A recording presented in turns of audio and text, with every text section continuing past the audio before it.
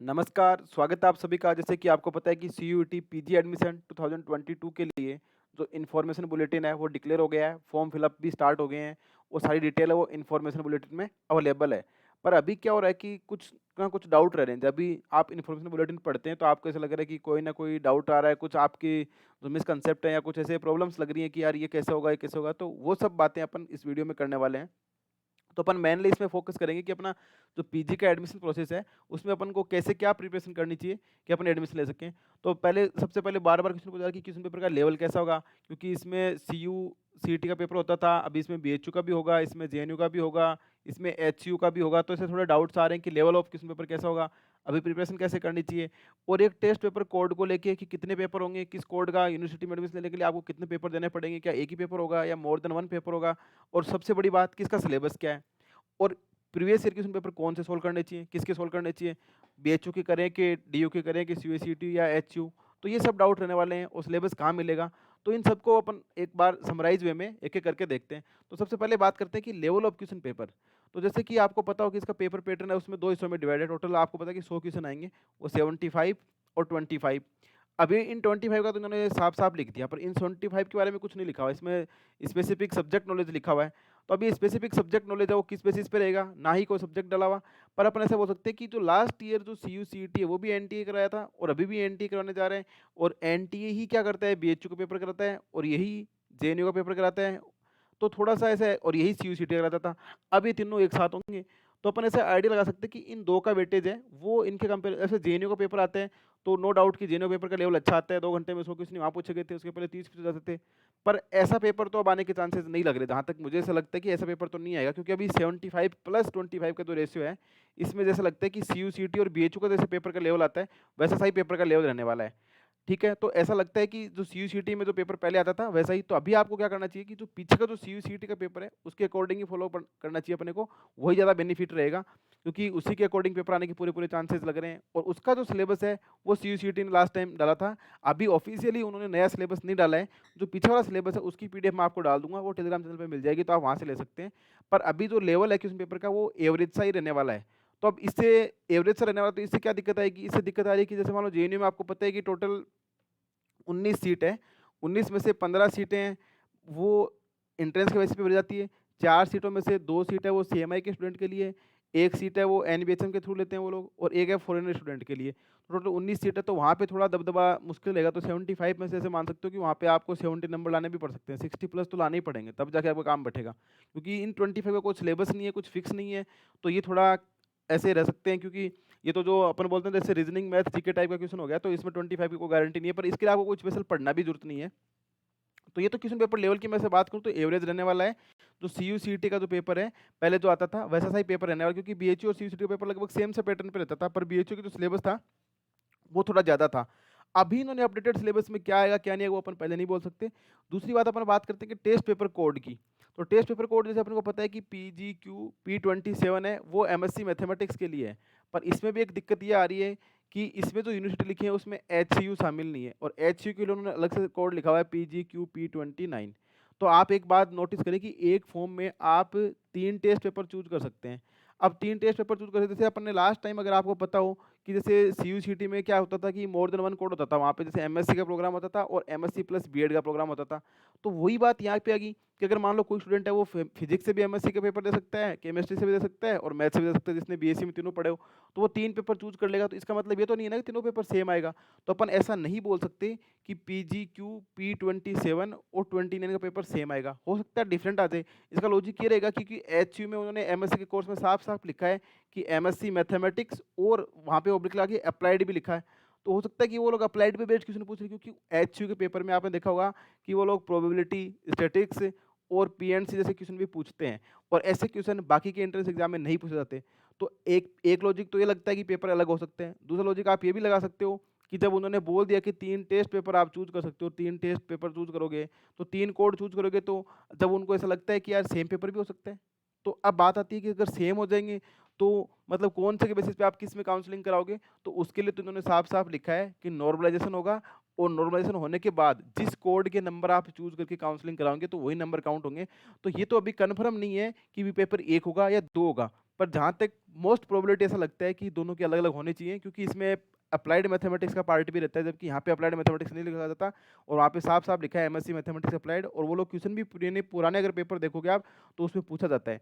तो इसको लेकर अपन अभी श्योर नहीं है, जिस बारे में आपको कुछ पता ही नहीं है। अब ये जो भी फैसला इसका होगा, जो भी डिसीजन होगा, वो सबके लिए सेम रहने वाला है। वो किसी के लिए, क्योंकि वहाँ पे इन्होंने साफ-साफ मेंशन तो करा नहीं है कि किस कोड के लिए पेपर अलग-अलग होगा और किस कोड का सेम होगा।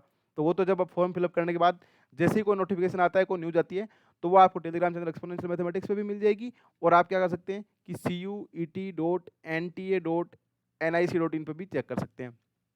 पर मैं ये बोलूँगा कि अभी इस पे फोकस ना करके आपको बस ये दिमाग लगाना है कि एचयू जैसा इंस्टीट्यूट छोड़ना नहीं है। तो आपको जो टेस्ट पेपर कोड चूज़ करें, उसमें PGQP29 भी सिलेक्ट करें और PGQP27 भी सिलेक्ट करें।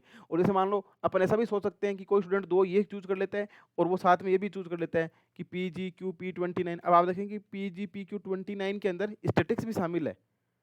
स्टैटिक्स भी शामिल है, तो ऐसा तो है नहीं कि एमएससी मैथमेटिक्स और स्टैटिक्स का पेपर सेम हो जाए, ये पेपर भी अलग-अलग होता है। इसका मतलब चांसेस हैं कि PGQP29 के लिए पेपर अलग होने के, पर श्योर नहीं है कि अलग होगा ही, क्योंकि ऐसा बोलना अभी अपन किस बेसिस पे बोले, इसके लिए वो बेसिस नहीं है अपने पास, तो वो तो सीयूईटी की वेबसाइट ही बताएगी कैसा क्या होने वाला है। तो ये तो बात आती है कि आपको अभी क्या करना चाहिए, क्योंकि टेस्ट पेपर कोड को लेकर कन्फ्यूज होने की जरूरत नहीं है, उन्होंने साफ-साफ लिखा है अलग-अलग। तो ये दोनों फॉर्म आपको टेस्ट पेपर चूज़ करने चाहिए, और उसके अलावा जिस भी सब्जेक्ट में आपको और एमएससी करनी है, आप वो कोड भी चूज़ कर सकते हैं। अब बात करते हैं प्रीवियस ईयर सिलेबस की।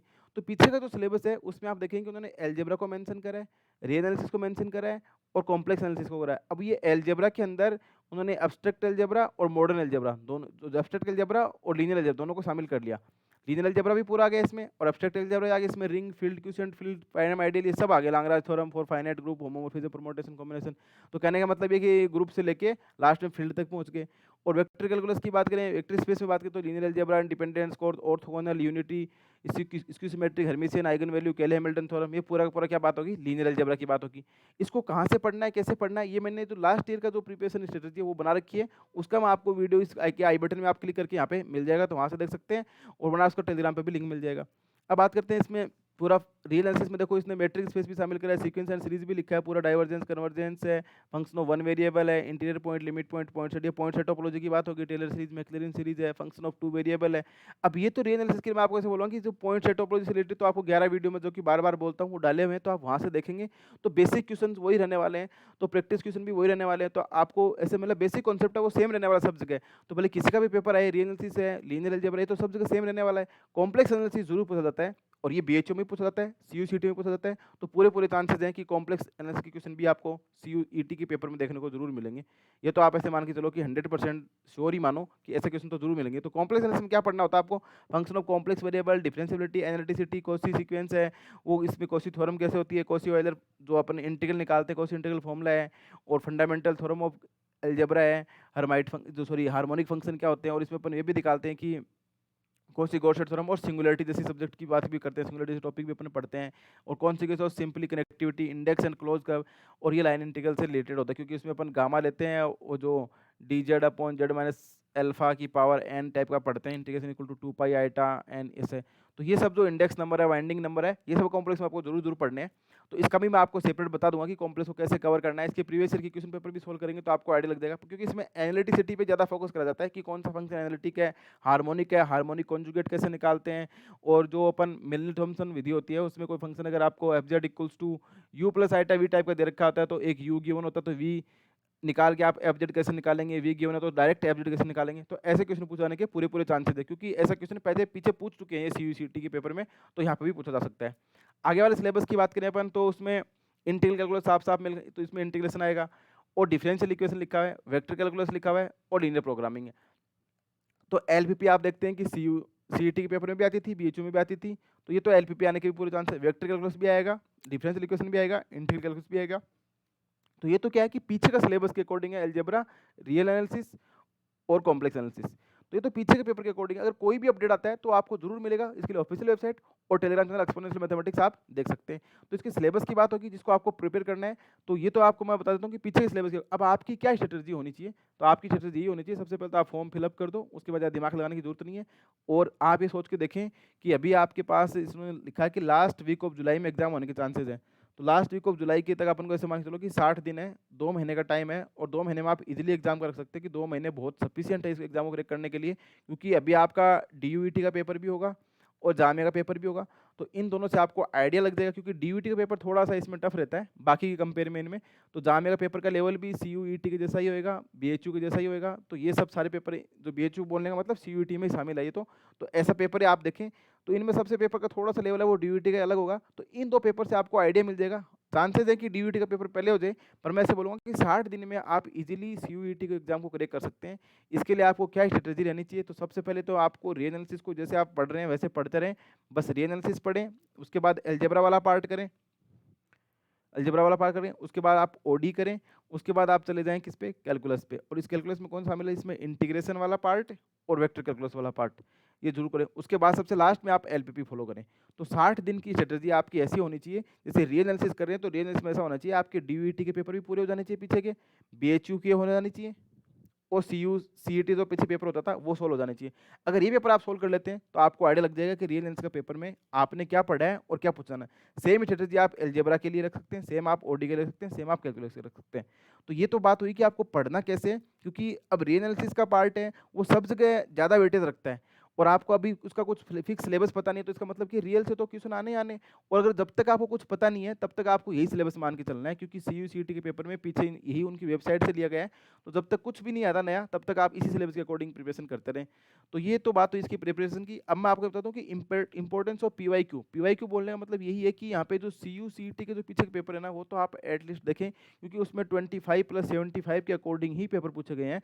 तो ये तो वाला पैटर्न है, इसको आप जरूर फॉलो करें, ये पैटर्न ही इंपॉर्टेंट है। और इसमें आप 25 क्वेश्चन वाला जो पार्ट है, इसके लिए सीयूईटी के जो पीछे के पेपर 2016 से लेके 2020 तक के पेपर आपको टेलीग्राम चैनल एक्सपोनेंशियल मैथमेटिक्स के फाइल सेक्शन में मिल जाएंगे। तो यहाँ से आप 25-25 क्वेश्चन करते हैं तो 5 × 25 ये लगभग 125 क्वेश्चन, तो ये तो आप ट्राई करेंगे तो आपको ये पता लग जाएगा कि क्वेश्चन पूछने का पैटर्न क्या रहता है, कैसे क्वेश्चन पूछता है, रीजनिंग का कितने क्वेश्चन आते हैं, इंग्लिश के कितने आते हैं, जीके के कैसे आते हैं, वर्बल एबिलिटी के क्वेश्चन कितने आते हैं। तो ये आइडिया आपको यहीं से मिलेगा। और बाकी जो 75 क्वेश्चन है उनका लेवल कैसा है वो भी आपको इनके पीवाईक्यू से मिल जाएगा। तो पीवाईक्यू का बहुत ज़्यादा इंपॉर्टेंट रोल है। तो ये तो आप क्या करें, जो सीयूईटी का पेपर 2016 से लेके 2020 तक के, वो थोड़ा सा इजी पैटर्न रहता है, पर आप ये क्वेश्चन जरूर सोल्व करेंगे तो आपको कॉन्फिडेंस भी आएगा और आइडिया भी लगेगा कि क्या सिस्टम रहने वाला है। तो आई होप आपको ये स्ट्रेटजी पता लगी होगी कि अपन को अभी क्या तो पढ़ना चाहिए, कैसे तैयारी करनी चाहिए, और अभी जब तक कोई नया सिलेबस नहीं आता तब तक आपको इस सिलेबस को ही फॉलो करना चाहिए। और टेस्ट पेपर की कहानी मैंने बता दी है कि लेवल ऑफ क्वेश्चन पेपर है वो एवरेज से रहने वाला है। और टेस्ट पेपर कोड की बात करें तो आपको जो 3 कोड चूज करने हैं उसमें आप PGQP 27 और 29 तो जरूर चूज करें, क्योंकि एचयू में एडमिशन लेना जरूरी है। एचयू बहुत अच्छा इंस्टीट्यूट है तो वो भी मैटर करता है, तो ये लेंगे। और एग्जाम 1 होगा या 2 होगा वो अभी अपन कुछ नहीं बोल सकते, पर जहाँ तक पॉसिबिलिटी लग रही है कि 2 ही होने चाहिए, पर श्योर नहीं है कि 2 ही हो जाएंगे, क्योंकि वो तो अपन सीयूईटी की वेबसाइट पर जो कुछ इन्फॉर्मेशन है तभी पता लग पाएगा। और ये जो सिलेबस डाला हुआ है, ये सिलेबस आप इसकी PDF और टेलीग्राम चैनल पर मिल जाएगी। और कोई भी जो भी नया अपडेट आता है वो आपको इसकी ऑफिशियल वेबसाइट से ले सकते हैं, और आप टेलीग्राम के सर्च बार में एक्सपोनेंशियल मैथमेटिक्स पे भी ले सकते हैं। सो आई होप आपको ये इन्फॉर्मेशन अच्छी लगी होगी। इसके बाद भी अगर आपको कोई भी डाउट होता है तो आप कमेंट बॉक्स में जरूर पूछें, मैं ट्राई करूंगा कि आप ये कमेंट का रिप्लाई करें या टेलीग्राम चैनल पर पूछ सकते हैं। So thanks for watching and keep continue watching exponential mathematics. Thank you.